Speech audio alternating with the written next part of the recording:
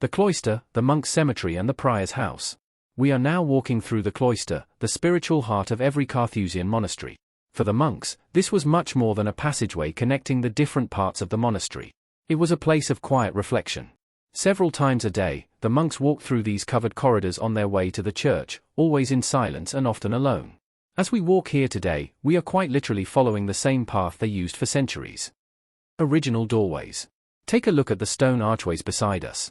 Many of these are original and have survived since the time of the monastery. One particularly well-preserved example is the entrance to cell number 4. Above the doorway, you can still recognize the opening where meals were passed into the monk's cell. Simple architectural details like these remind us how carefully every part of the monastery was designed to support a life of solitude. A hidden cemetery. Now look towards the open grassy area. It may seem like an ordinary lawn today, but this was once the monk's cemetery. The Carthusians believed that, in death, all people are equal before God. For that reason, the graves were deliberately simple. There were no impressive monuments, no family tombs and no elaborate inscriptions. Many of the graves were marked only with a wooden cross, which disappeared over time. Eventually, even the exact burial places were forgotten. The monks wanted to rest in complete anonymity, just as they had lived their lives in humility and silence. The prior's house.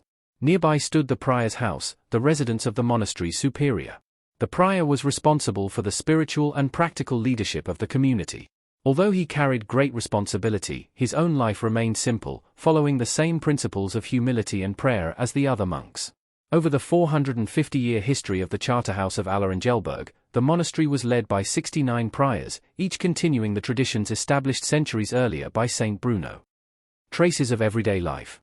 As you look around, you may notice fragments of old wall paintings and decorative details. These colors and patterns reveal that the monastery was not entirely plain. Earlier decorations were created mainly in shades of gray and black, reflecting the Carthusians' preference for simplicity. Later generations introduced warmer colors, including ochre and orange, giving parts of the monastery a more welcoming appearance while still maintaining its quiet character. Did you know? The Carthusian monks believed that humility should continue even after death. Unlike many medieval nobles or church leaders, they did not seek magnificent tombs or lasting memorials. Their goal was simple: to be remembered by God, not by history. Our final stop brings together the entire story of Karthaus. At the village fountain, created by the local artist Martin Rayner, history has been transformed into art.